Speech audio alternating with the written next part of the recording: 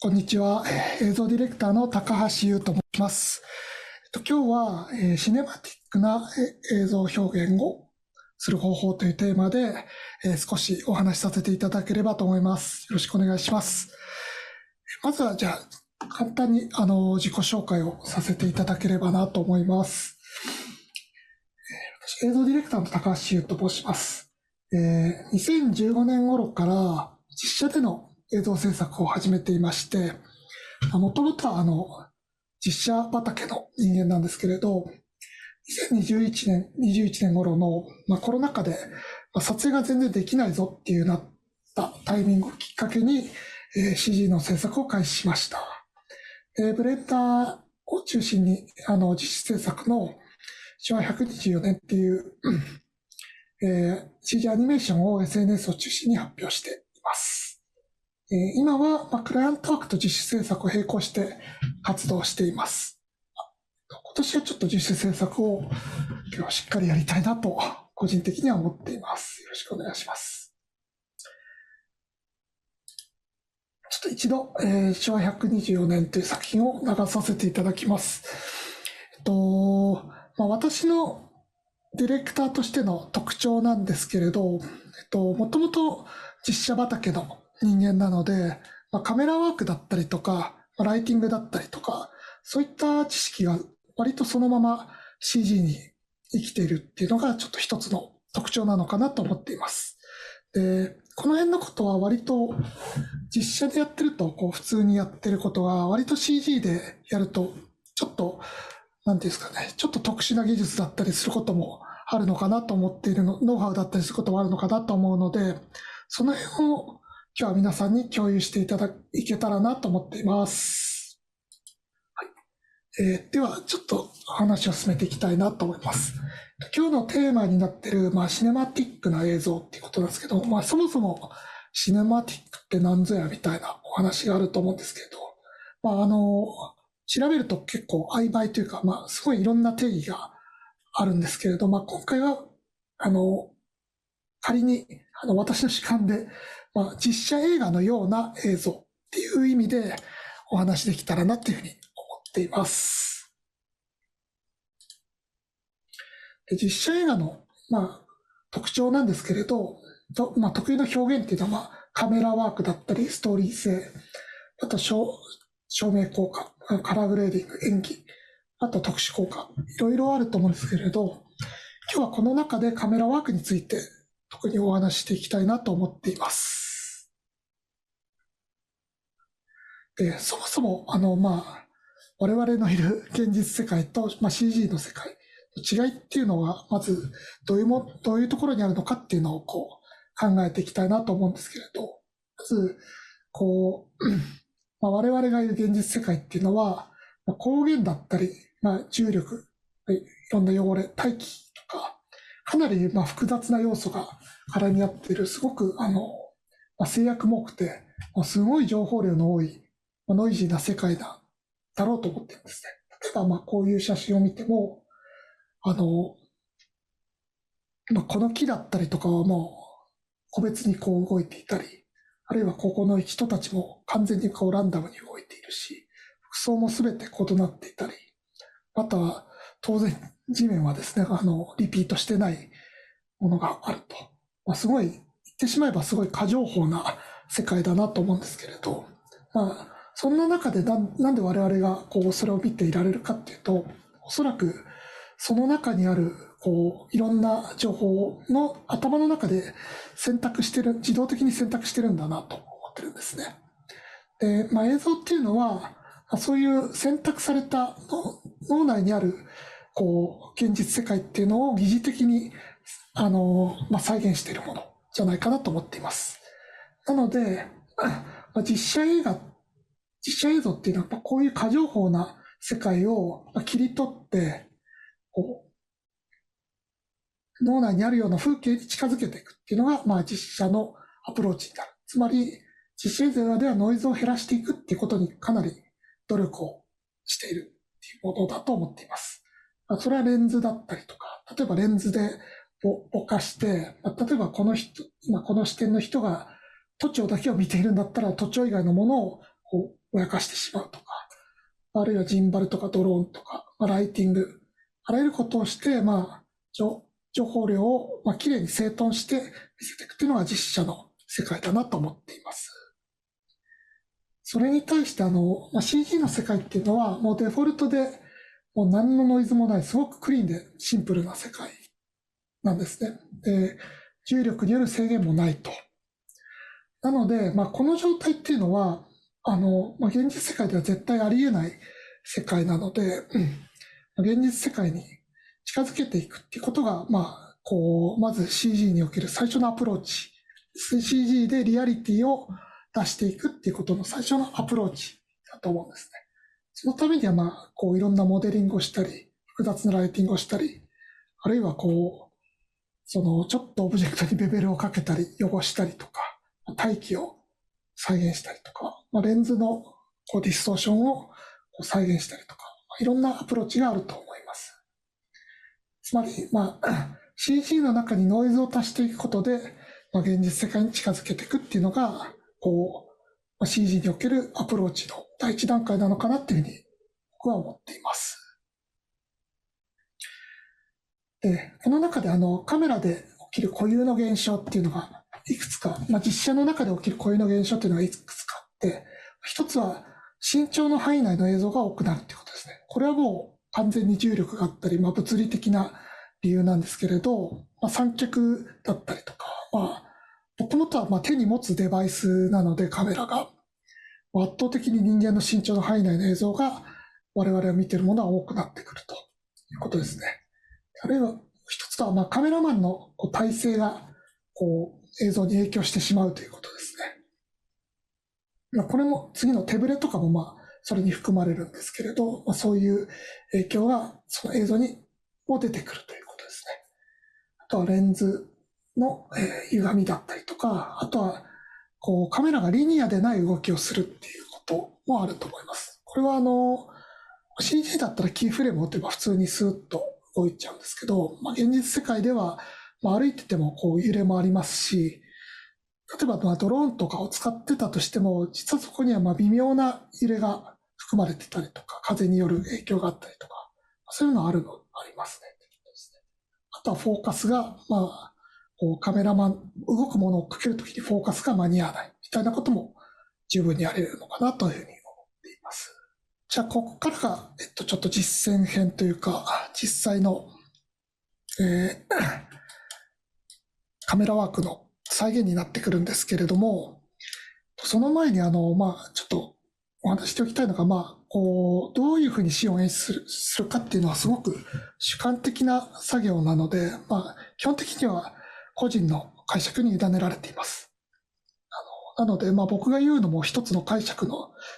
一つであって、全然これが絶対とかそういうことは全くないので、いろんな場面や演出意図に沿っていろいろ変えていっていただいて全然大丈夫ですということですね。はい、で今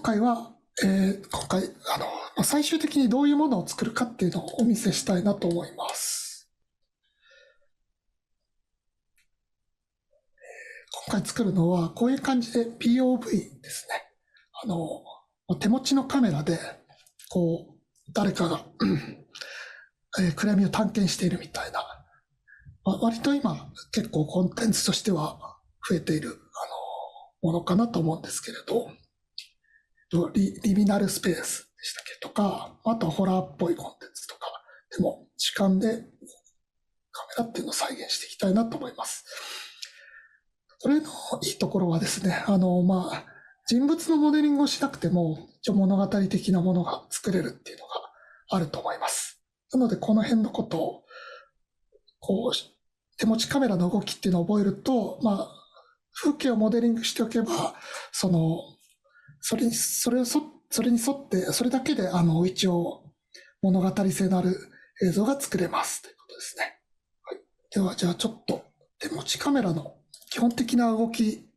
かし方についてご説明をしていきたいと思います。まずですね、こういう練習用に中央にダンサーがいるっていうだけのシンプルなプロジェクトファイルを用意しました。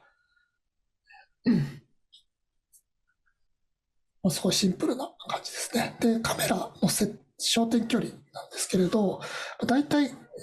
24ミリから50ミリぐらいがおすすめかなと思っています。これは自由にこういうふうにズームしていただいても全然いいんですが、被写体をちょっと追い切れなくなっちゃう場合があるのと、自分がどっち向いてるのかが分かりにくくなっちゃうので、一旦広めに撮っておくのをお勧めします。これはですね、後から一応変更することも可能です。僕は一旦35ミリにしています。ここからですね、ブレンダーには手持ちカメラで動かすようなモードっていうのがあんまり使われてないんですけど、実は存在してまして、それについてご説明していきたいなと思います。設定なんですけど、ビューから、視点の操作。ちょっと待ってくださいね。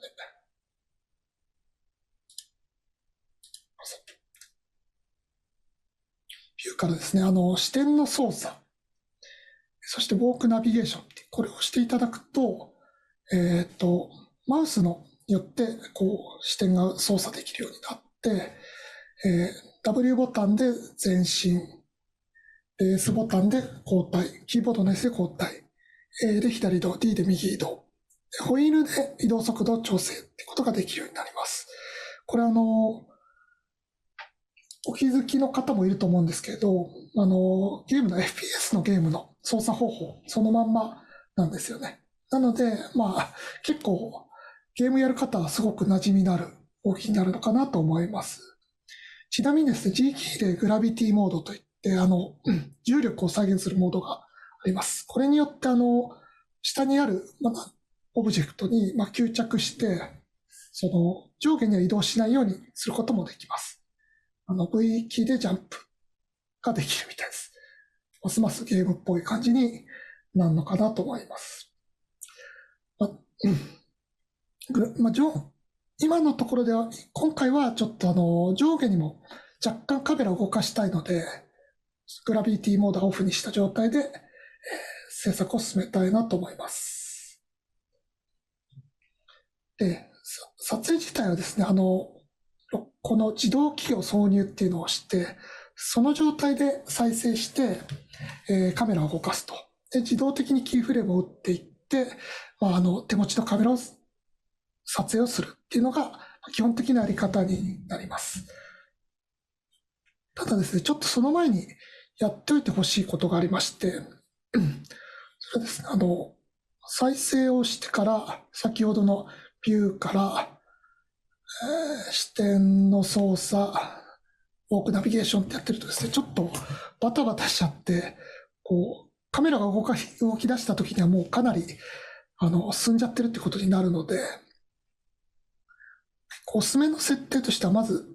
ウォークナビゲーションをショートカットに設定しちゃいましょうということですね。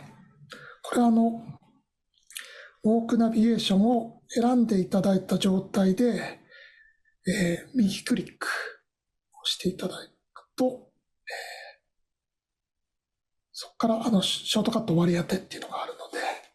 ここでお好きなキーを設定していただくといいと思います。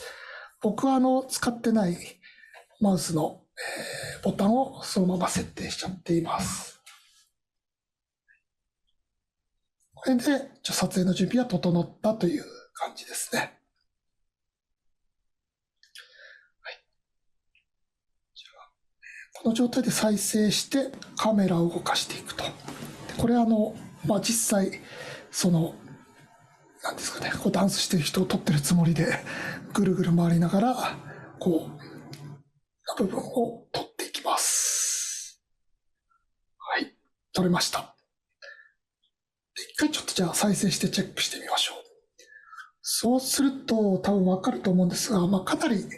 ガチャガチャしちゃってるんですね。これはしょうがないんですけど、実際にカメラを持ってるわけじゃないんで、かなりちょっと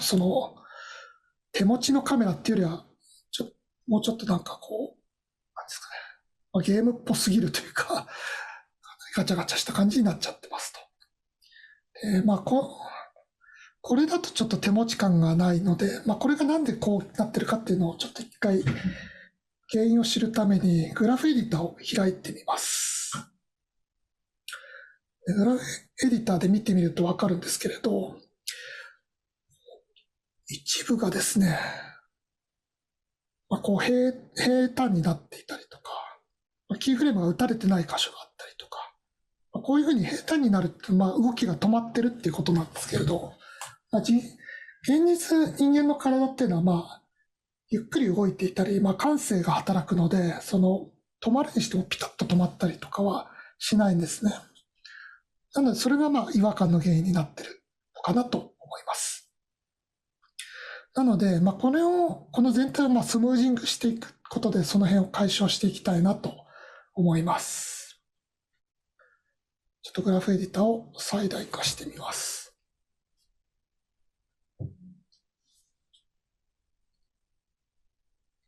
で、この状態でキーから密度、まずキーフレームをベイクっていうのをやります。そうするとですね、ちょっとよく見るとわかるんですけど、キーフレームが打たれてないとこすべてに一旦キーフレームが打たれます。ですね。なのでこうしておくと、後々スムージングがすごくしやすくなるので、一旦これをまずすることをお勧めします。でこのキーフレームが全部打たれた。ただキーフレームがただ打っただけの状態なので、この状態では何も変わっていない状態ですね。ここからですね、キー、スムーズ、ガウシアンっていうのを選択していただくと、この状態でマウスを移動させると、こういうふうにですね、だいぶスムーズになると思います。もう一つ、スムーズとバターワーススムーズっていうボードがありまして、これはちょっと僕も調べたんですけど、あんまりよくわからなくて、より強力なスムージングができるようなモードに考えていいのかなと思ってます。最終的にはもう波がなくなるところまでスムージングができるモードですね。僕は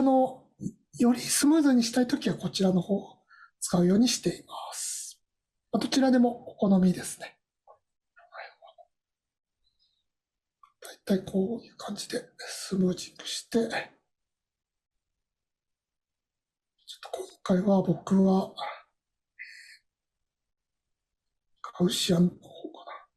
あとですね、スムージング Q っていうのもあるんですけど、これは、何度も何度もやると、おそらくガウシアンと同じスムージングをしてくれるっていうものですね。あんまりこれは使う必要がないのかなと思っています。今回は僕は、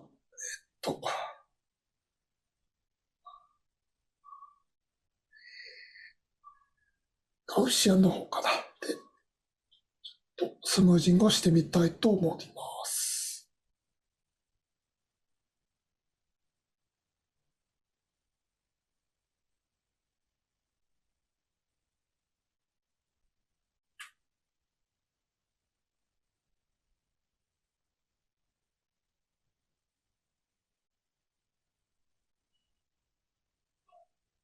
このくらいですかね。一旦ちょっと手持ち感を残したいので、一旦このくらいにしておきます。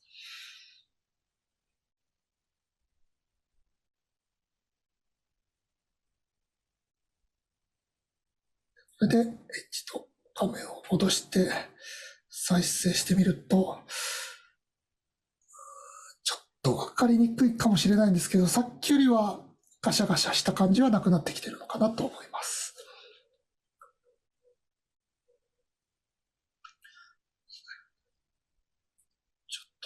ちょっとわかりやすいように、一回、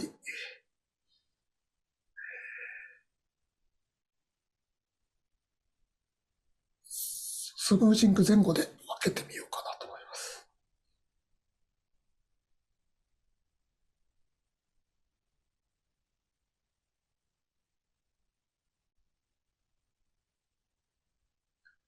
スムージング前、スムージング後、前、み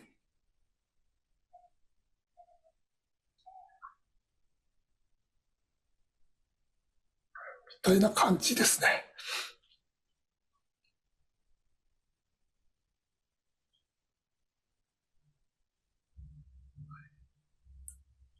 レンダービューで見るともうちょっとわかりやすいかもしれないです。わかんないかな。ちょっとレンダリングしてみないとあんまりわからない部分かもしれないですね。ちょっともうちょっとスムーズにしたいので、もう少しスムージングします。そうですね。これでだいぶ、ジンバルを持って、こう、ダンサーの周りをぐるぐる回ってるような映像になったかなと思います。しかも、そんなに、リニアじゃない感じで、人間がやってるような感じで動いてるように見えるかなっていうふうに思います。で、これで、終了でもいいんですけれど、一旦さらにここからちょっと一歩進んで、そのフォーカスの遅れっていうノイズを一回再現してみたいなと思います。これは、被写界深度を浅くした状態で、こういうダンサーさんを撮ったりしてると、動きに対してフォーカスが間に合わないみたいな、そういう、ことも起こり得るんですけれど、わざとそういう状態をちょっと再現してみたいなと思っています。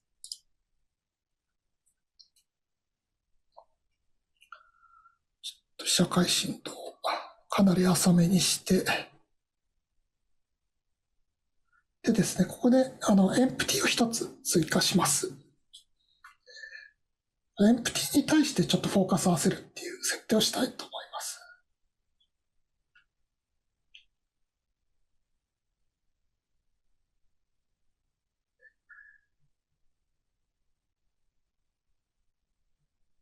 エンプティを追加した状態で、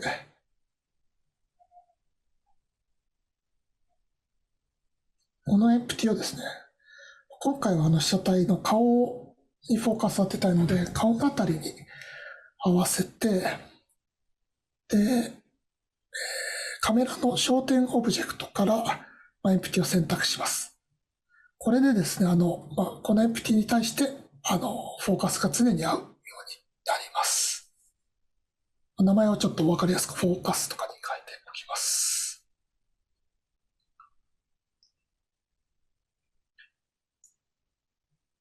これでですね、こうやって動かすと、フォーカスもずれるという状態になりました。さらに浅くします。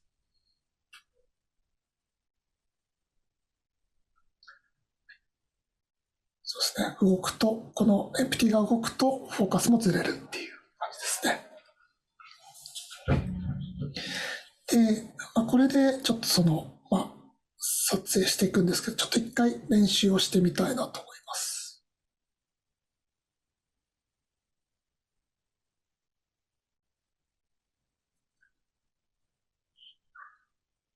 再生してダンスが始まったら、これ、被写体をかけると。これあえて、そんなに正確に追いかけなくて大丈夫です。ちょっと遅れてるぐらいの方が、人間味があるというか、いい場合もあるので、被写体の動きが次どう動くのかっていうのだけは確認しときつつ、ちょっとわざと遅らせたり、ずらしたりしながらっていうのをシミュレーションしていきます。大体こんな感じでいこうっていうのが決まったら、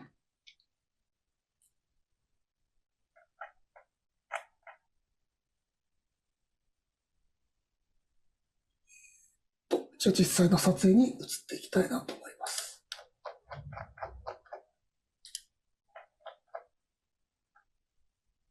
はい。被写体をかけながら、ちょっとずらしていきます。ちょっと遅れます、こういうふうに。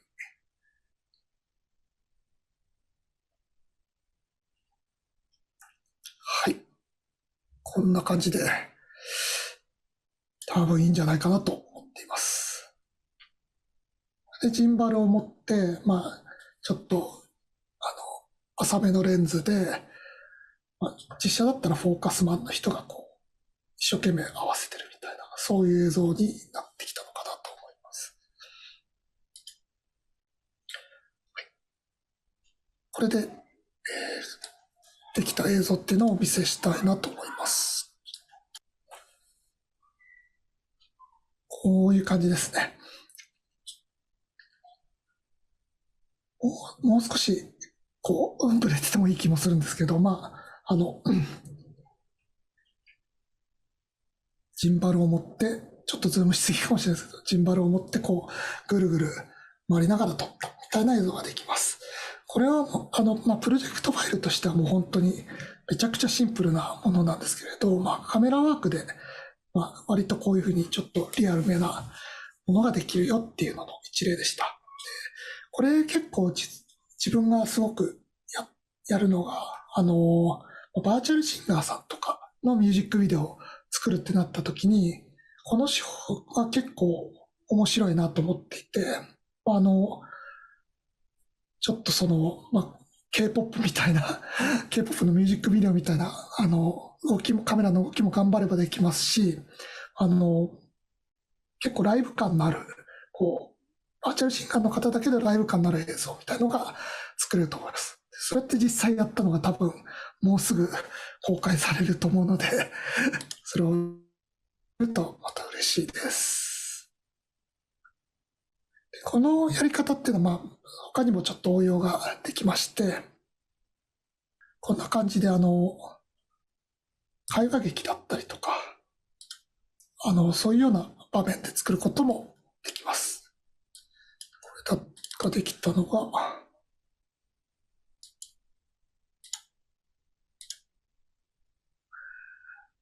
これですね。こういう感じで、二人の人が何か言い争いをしてるみたいなのを、こういうふうに、中央にカメラがいて話してる人の方を向くとか、あるいは肩越しに撮ってるみたいな。こういうのも手持ちのカメラで撮ると結構それだけでちょっと臨場感が増したりとかっていうのもあると思います。これがここまでが基本的なその手持ちカメラの再現の方法になります。では、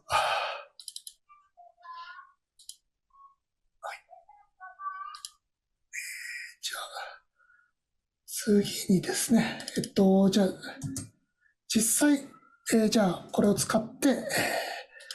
最初にお見せしたPOV の映像を作っていきたいと思います。まずですね、こういう感じのプロジェクトファイルを用意しています。その地下駐車場みたいな。これもさっきのウォークナビゲーションモードでやると、いろんなとこ歩いていける。歩きながら撮れるというふうになっています。動画の途中ですが、ここで CG ワールドよりお知らせです。今月3月28日土曜日、29日日曜日の2日間、シリーズ第6回目となるブレンダーフェス 2026SS を開催します。モデリング、コンポジット、ジオメトリーノード、AI 活用など、著名ブレンダーアーティストによるテクニックやワークフローを学べるセッションを全16セッションご用意しています。現在、早期割引チケットも販売中ですので、ぜひ概要欄のリンクからチェックしてみてください。それでは引き続き、ブレンダーフェスセレクションをお楽しみください。はい。じゃあ、ここから先ほどの POV の、最初にお見せした POV の映像を作っていきたいなと思います。こういう感じでですね、ちょっと地下駐車場みたいなプロジェクトファイルを用意しました。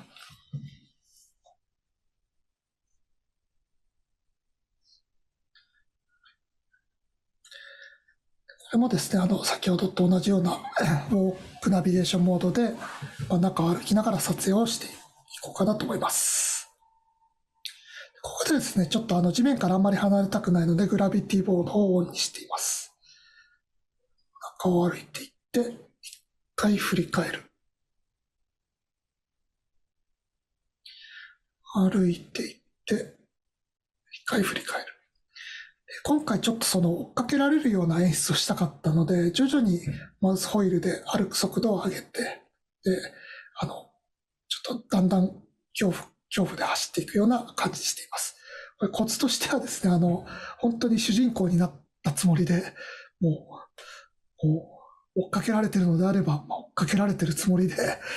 操作していくのが結構コツなのかなと思っています。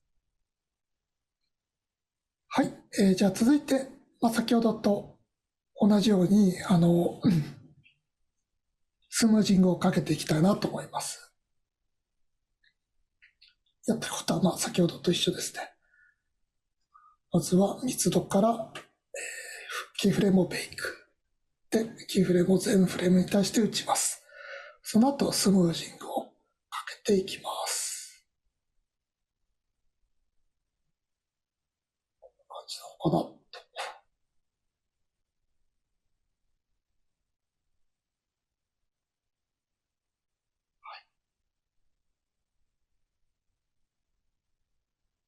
画面を、実際の動きを見ながら、どのくらいスムージングをかけるかを調整していくといいかなと思います。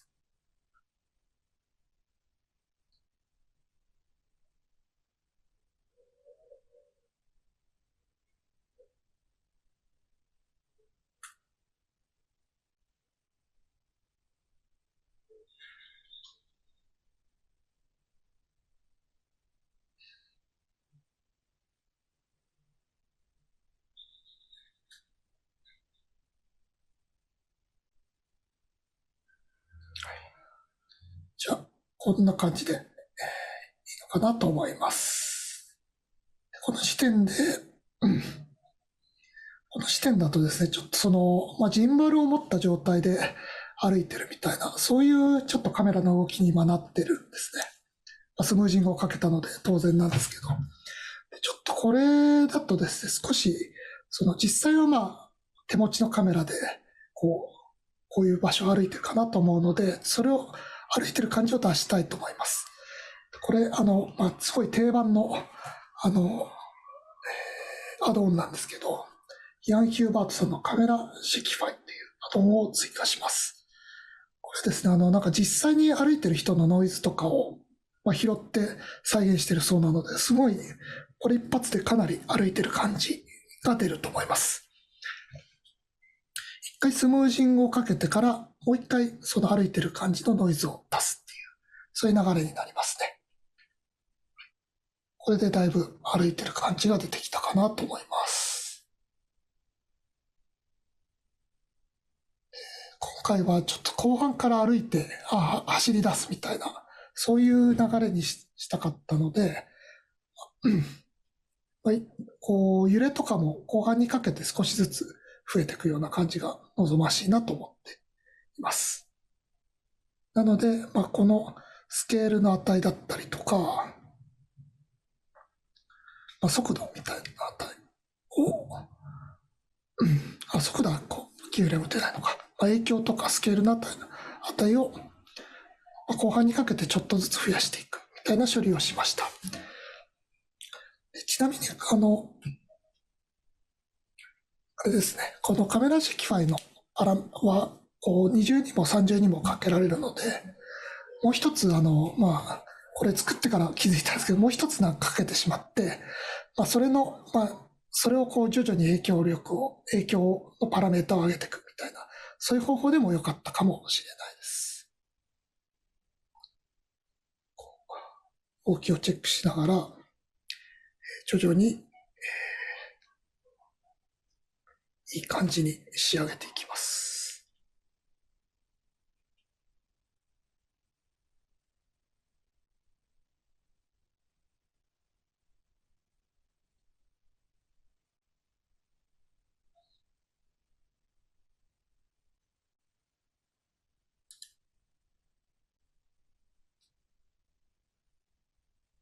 じゃあこの辺でいいかなっていうところに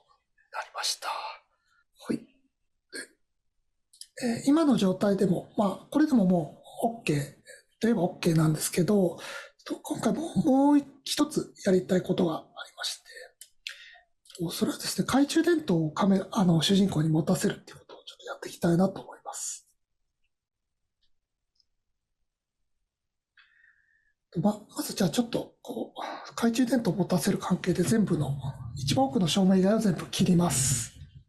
でこの状態で、カメラを選択して、ここからですね、カーソル選択物、シフト S ですね、カーソル。でここでカーソルをカメラの位置に合わせます。この状態でスポットライトを追加します。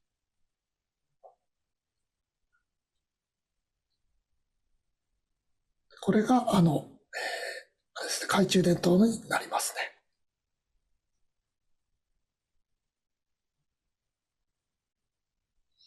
でこれをちょっとライトの位置を90度に変更して明るさを強くします。で今回ちょっとかなりボリュームを使ってしまってたので、光が拡散してしまっています。なのでスポットライトの、オブジェクトレイの可視性からボリュームの散乱を切ります。そうすると、ボリュームに対して照明効果がなくなるので、ボリュームっぽい霧を維持したまま懐中電灯だけを、存在感だけを出すっていうことができるかなと思います。半径をいじったり、パワーをいじったり、スポットサイズをいじったりして、いい感じの状態に近づけていきます。これができたらですね、シフトをしながらスポットライトをカメラにドラッグします。すると親子関係になるので、こういう感じでちょうど懐中電灯を持って歩いてる人みたいな映像ができると思います。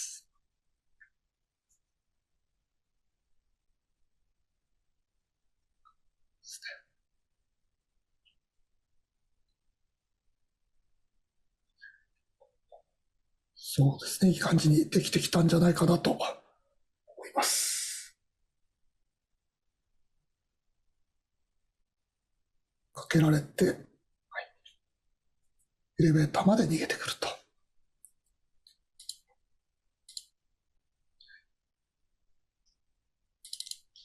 もう一度お見せすると、これでいろいろ調整したものが、これですね。最後にちょっとだけグレーディングしたりとかをしています。歩いていって、アヒルちゃんがいて、振り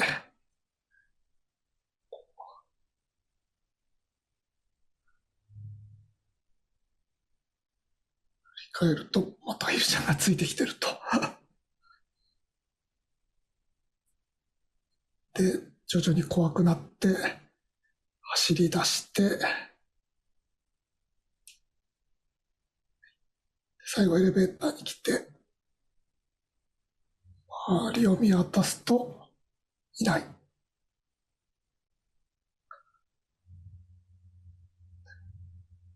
レベーターが開くと、アヒルがいると、こういうのができました。あと、最後のコツとしては、アヒルが追いかけてくるって演出を今してたんですけれど、このアヒルは後から追加した方がいいかなっていうことですね。っていうのは、カメラの動きを人力でやってるので、それを修正するっていうのがかなり難しいんですね。なので、演者としてカメラを動かした後に、最後に、エフェクトっていうか、修正しやすい要素っていうのを後から追加するっていうですね。その方が多分、効率的なんじゃないかなと思います。今回のお話としては以上になります。ま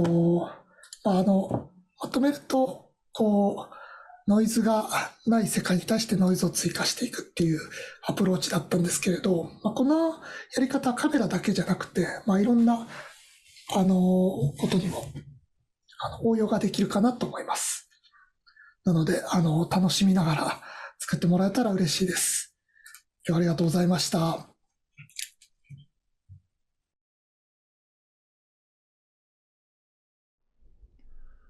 はい、高橋さん、ありがとうございました。ではですね、ありがとうございました。はい、ありがとうございます。では、ここからはですね、ちょっと視聴者の方の、質問等々にも答えていただきたいなというふうに思っております。早速コメントもいくつかいただいてますね。はい、スポットライトの使い方、非常に勉強になりましたというコメントが入ってます、高橋さん。はい、ありがとうございます。よかったです。はい。はい。では、早速じゃあちょっと質問の方行きたいと思うんですけれども、すいません。GPU は何を使用していますか？メモリは何ギガバイトでしょうかというような機材面についての、定番の質問かもしれないですけど、そうですね。ですね。GPU は RTX の4090を使っております。なので、結構ストレスなく、作業はできるような環境になってますね。で、結構CPU より GPU の方が重視されているような感じなんですかね。そうですね。結構僕は割とテンション重視というか、完成形を見ながら作業したいタイプの人なので、GPU でなるべく完成形を見ながら、作業したいっていうのがあるので、結構 GPU を重要視してますね。ありがとうございます。今ちょうどまた別の質問で、高橋さんみたいに POV 動画をやってみたいので非常に参考になりましたと。で、リアルタイムに動かすためのどれぐらいのスペックの PC にするべきでしょうかという質問が来てて、これやっぱ4090ぐらい積んでないと厳しいんですか？それとももうちょっと4070とかで、もしくは3000万台の GPU でもいけたりするんですかね？全然その辺は4090である必要はないかなと思っています。そもそも僕はちょっとさっき言ったテンション重視でレンダービューで見てしまうことが多いんですけど、全然ワイヤーフレームとかで作業してしまえば、そんなに GPU は必要ないのと、あとですね、僕がよくやってるのは、ビューポートのデノイズの、スタートサンプル、開始サンプル数っていうのがデフォルトで2になってるんですけど、これを1にしておくと、結構レンダービューでも結構ノイジーにならずに見れるっていうのがあるんで、その辺の設定はちょっとお勧めしておきたいなと思います。ありがとうございます。続いてちょっと質問が出てます。今回、カメラワーク中心のお話だったかなと思うんですけれども、UPM さんからご質問で、映像を実写に近づけるために、ライティングで注意されている点について教えていただけると助かりますということなんですけれども。はい、そうですね。本当に、それはすごい場面によって全く変わってくるんで、これですっていうのはなかなか言いにくいんですけれど、一つあるのは、重くなってしまうんですけど、ボリュームを入れるっていうのは、霧ですね。大気の再現っていうのは結構、現実に近づける要素としては大きいかなと思ってます。ライティングではないんですけれど、ボリュームを入れることでライティングが結構、柔らかくなって、現実味が増すのかなっていうふうに思っています。また、関連する質問なんですけれども、地下の駐車場で、ボリュームを使ったライティングをされていると思うんですけれども、どんな設定をされてますかっていうご質問をいただいております。はい。このプロジェクトファイルは結構、思いっきりボリュームをかけてて、駐車場全体にボリュームをかけてるんですけど、設定の、数値で言うと、密度を 0.05 にして、違歩構成を 0.945 ってかなりゴリゴリに上げてるんですね。そうすることで、ライトがかなりグローがかかったような処理が出るなと思ってそれをやってました。後から入れるでも全然いいんですけれど、ちょっとこのプロジェクトについては僕はめんどくさがりなので、プロジェクト上でそういうグローの処理みたいのをつけてしまっていました。ありがとうございます。続いての質問なんですけど、カラーグレーディングについての質問です。はい、高橋さんはブレンダーのみで完結していますかっていうお話なんですけれども、質問なんですけれども、何か他にツール使われていらっしゃいますか？僕はダヴィンチリゾルブを使っていまして、ただこのプロジェクトに関しては、グローをかけたぐらい、ちょっとコントラスト上げて、グローをかけたぐらいの処理だったかなって気がしてますね。結構 CG の映像は、グローをかけるとすごくいい感じになりやすいっていう自分のやり方があるんで、これは別にダヴィンチじゃなくてもアフターエフェクツでもいいと思うんですけど、グローをうっすらかけてあげたり、あとは、レンズの、RGB の周差でしたっけ下でしたっけっていうのを、入れてあげると、結構それっぽくなるなっていうのは思ってます。ありがとうございます。もう次々にちょっと質問が来ているので、いきますね。ノイズを増やす上で、これは抑えておかなくてはいけないとか、何か要素順などありましたら教えてくださいということです。そうですね。ノイズ、今回で言うとカメラワークについてだと思うんですけれど、これ、結局どのくらいノイズを加えるべきかっていうのが一番肝になってくるかなと思っていて、どのくらいの塩梅にするかっていうのは結構、決め方として2パターンあるなと思っていて、一つはたくさん映像を見て、その映像のカメラの揺れ具合とか、そういうものを理解しておくっていう方法と、もう一つはですね、僕が個人的にお勧めしているのは、カメラを持って撮影して編集してみるっていうのが結構一番おすすめな方法で、本当にどっか旅行行った時とかでもいいんですけど、ちょっと、iPhone かできればレンズのある安い一眼レフとかで撮影してちょっと編集してみると、どういうことが起きてるのかとか、どういうノイズが出やすいのかみたいなことが分かってくるので、それを今回だったら、人が歩きながら撮ってるカメラってどういうノイズになるんだっていうのが自分の中でできて、それに優先度をつけてやっていくみたいなことができるのかなと思ってます。ちょっと答えになってるか分かんないですけど、そういうやり方がおすすめかなと思ってます。なんかより自然なノイズの入り方みたいなところが分かるということですよね。はい。なんか冒頭のところの説明で身長の範囲内の情報が入りやすいっていうのはすごい面白いなと思ったんですけど。そうですね。本当にカメラがやっぱ CG だと自由になっちゃうので、すごい高い位置から撮りたくなるんですけど、もちろんそれが全然正解の場合もあるんですけど、カメラ、どれだけ作り込んでってもカメラワーク自体がこれがフィクションであるってことっていう場合もあるので、リアルなものを作りたいとか、POV をやるとかであれば、なおさらもう自分で制限をカメラに対してかけていくっていうのが、アプローチとして重要なのかなと思います。ありがとうございます。続いてライティングについてまたちょっと質問があるんですけれども、ライティングについてコントラストのある画面の見え方になるにはどのような設定をしたらいいのか、コツとかありますかということなんですけれども。そうですね。これは、これもまたすごいシーンによって全く違うので、一概に言いにくいんですけど、奥行きを出したいのであれば、例えば、奥に通路があって奥側に、ちょっとライトを入れてあげるとか、ちょっとこれも映画をいっぱい見て、自分で気になったライティングはスクショして、それを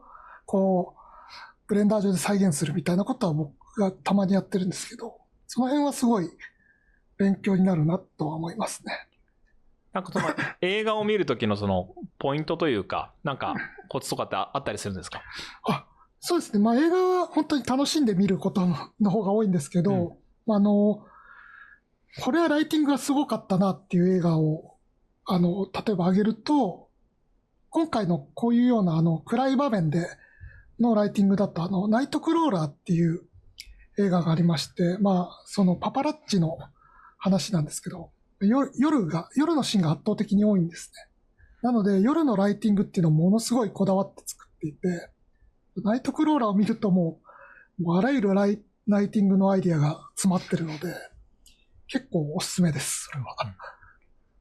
は。なんか映画を見た後、それをちょっと CG 上で再現したりとかもするんですか？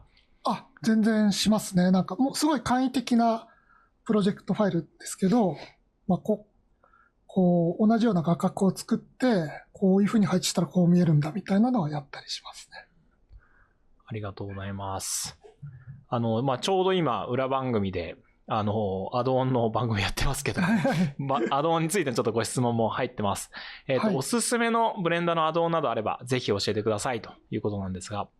そうですね。なんか、今日のだったら、まさにご紹介したんですけど、カメラシェキファイっていう、イアン・ヒューバートさんが作ったアドオンが本当に、歩いたりする時のノイズはもう、これが正解だなみたいなのがあるんで、それを使うのがおすすめかなと思います。ド定番なんでもしかしたらご存知かもしれないんですけど、あとは、普通にオートリグプロとかは、そのキャラクター作る、もう定番ですけど、超おすすめですね。ありがとうございます。先ほど、ダヴィンチをになられているというふうにおっしゃられてましたけれども、ダヴィンチでこうエフェクトをなんかノイズを追加するときにどのようなエフェクトを使用してますか？またフュージョンは使ってますかということなんですけれども、どうでしょう？ですね、一番使ってるのはグローですね。これはカラーパネルでしたっけ？カラーのところで使ってて、フュージョンはレンズ周差、RGB の周差をつけるときに使うぐらいかなと思います。僕、これもそうなんですけど、自主制作の時はすごいかなり適当な作り方をしてて、本当に MP4 で書き出して無理やりグレーディングするみたいなこともやっちゃってるんで、そんなにダヴィンチ上では複雑なことはしていないですね。お仕事だとまた別なんですけど。ありがとうございます。続いて実写の経験を活かせたところとは逆に、実写の経験が CG 制作の、足かせになってしまっていると感じるポイントはございますかということなんですけれども。そうですね。どうなんだろう。あんまり考えたことなかったですけど。大体プラスに働いてるぞということですかね。そうですね。なんか要は、さっき言ったようなカメラを固定したくなるみたいなのもしかしたら、表現としての自由度を奪ってる可能性はあるんですけど、ただ、それ自体もなんか意識的に外そうと思えば外せるものなので、そんなにマイナスになったかなっていうのはあんまり意識してないですね。ありがとうございます。で、あとはですね、ブレンダーを利用し始めて数年ということなんですけれども、これまでどれぐらいラーニングコストをかけられていらっしゃいましたかっていうご質問です。ラーニング、学習コストっていうこと？そうですね。週にどれぐらいなんかチュートリアル見たとか、なんか。そうですね。1日どれぐらいやってるとか、その話だと思うんですけど。1日どのくらいみたいなやり方は最近はもうしてないんですけど、最初のうちはちょうどコロナ禍ですごい仕事が暇な時期だったんで、1週間とか2週間はもう結構集中的にやりましたね。本当に基礎のなんですか、操作方法からやったんですけど、割と別にこれで食ってくぞみたいな意識もその時はなかったので、本当にアセットとかもバンバン使って、なんか自分が好きな映画っぽい場面を作るみたいなことをやりながらやってきましたね。だから逆に言うと、ドーナツを作って、やってみるみたいな基礎のことはあんまりしてなくて、割と自分の作りたいものを作る手段として、この手法が必要だったらそれを勉強するみたいな、そういうやり方を繰り返してますね。今もそうだと思います。なんか基礎からチクチクやっていくっていうよりは、もうやりたい表現を作るためにどうしたらいいかみたいな、そういう感じで学習されているってことなんですかね。そうですね。そういうふうにしてます。わかりました。ありがとうございます。はい。ではですね、そろそろちょっとお時間の方が来てしまいましたので、質問はこちらでちょっと一旦締め切らせていただきたいと思います。高橋さん、丁寧な解説ありがとうございます。ありがとうございます。はい。で、最後にちょっとですね、少しだけブレンダー活用する皆さんに向けて、先ほど PC のスペックの話も出ましたけれども、PC の選び方についてですね、高橋さんちょっと教えていただきたいなと思っております。CGWorld.jp の方で、ブレンダーユーザーのための機材選び、初心者はどんな PC を買うべきっていう記事を制作させていただきましたが、こちらで高橋さんの方にも検証いただきましたけれども、今ちょっと画面共有いけますかね。すいません。待ってました。はい。こちらの記事ですね。すいません。高橋さん、検証協力ありがとうございました。こちらこそありがとうございました。で、こちら、一応検証内容としては、2台のデスクトップと、2台のノート PC を使って、実際この PC を買うときにどんなスペックのパソコンを買えばいいんだっていうような質問結構多いと思うんですけども、それをこのデスクトップ、ノート PC またいで検証していただいたと。で、VFX やるときに、どれぐらい使えるのかっていうようなことをちょっとやっていただきました。はい。で、この中でですね、この検証していただく中で、もし高橋さん、なんか気づかれたポイントとかあるのであれば教えていただきたいなと思うんですけれども、いかがでしょうか？そうですね。まず、気づいたのが、家に4台 PC があると部屋がすごい大変なことになるなかなかないですね。こういう検証の企画でしかないです。すいません。熱い思いをさせてしまいまして。けど、それはちょっと置いといて、自分の中のイメージとして、そもそもノート PC で C 作業って結構厳しいんじゃないかなっていうふうに思ってたんですけれど、意外とそれがそうでもなかったなっていうのが、第一印象でした。やってみた中で感じたのは、レンダリングについてはやっぱり若干、デスクトップの方に分があるなと思ったんですけれど、作業そのものについては結構、全然ノート PC でいけるなっていうのが、大きな発見でしたね。これまであんまりノート PC で作業するってことってなかったんですかね？そうですね、なかったですね、自分は。なるほど。なんかそのノート PC でやった作業で、こんなことできましたみたいな話があれば教えてもらいたいんですけれども。そうですね。まず、この記事でも書かせていただいたんですけど、結構自分の持ってる一番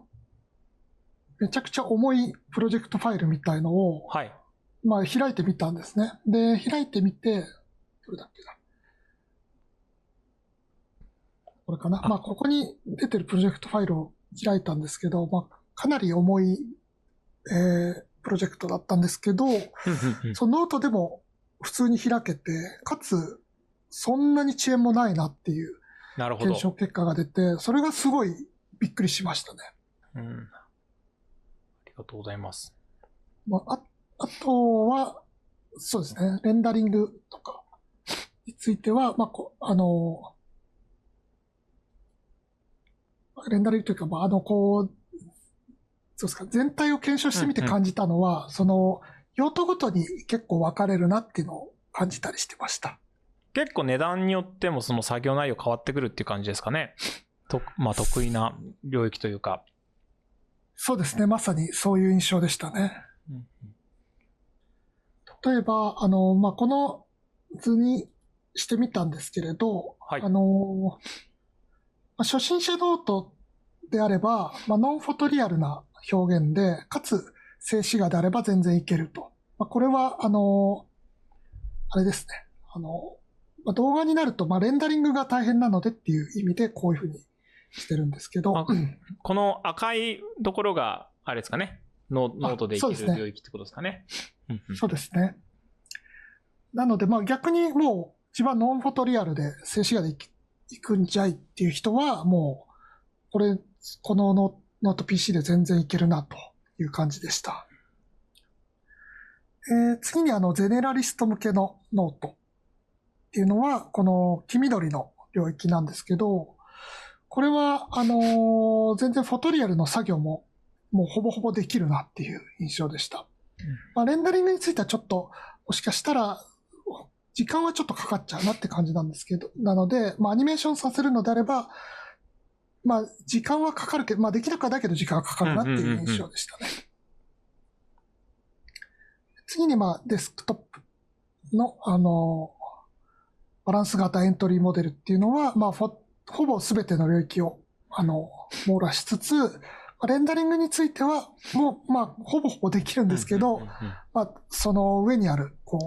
ハイエンドキーよりはちょっと下がる、時間はかかるかなという印象でしたね。なるほど。なんかこう、アニメーションまでやるんだったら、ノートのそのゼネラリストよりも、デスクトップの、まあ、なんですかね、ゼネラリストのモデルの方が、まあ、やりやすいよと。あと、まあ、フォトリアルの方向性で、まあ、作品作っていくのであれば、まあ、ノートより PC の方、デスクトップの方が良いかなっていう印象ですかね。はい、そういう印象でしたね、まさに。はい、まあ、ただ、ノート、もう一つ思ったのは、2代目としてノートを持つっていうのはすごい、めちゃくちゃいいことだなっていうのは思いました。っていうのは、まあ、当然、自宅とか、まあ、会社以外の場所での作業が可能になって、かなり自由度が増すなっていうのと、まあ、モーションキャプチャーだったりをしようっていう時に、自宅とか会社内ではできないと思うので、別の場所で作業したりとか、まあもちろんVFX ゴリゴリやる方は撮影現場で使ったりとか、そういうことも全然できると思うので、2代目としてノートを持つっていうのはもう全然ありだなと思いました。はい。ありがとうございます。ぜひちょっとこちらの記事の方ご覧いただいて、まあ PC 選びの参考にしていただければなというふうに考えております。いや、すいません。高橋さんありがとうございます。はい、ありがとうございました。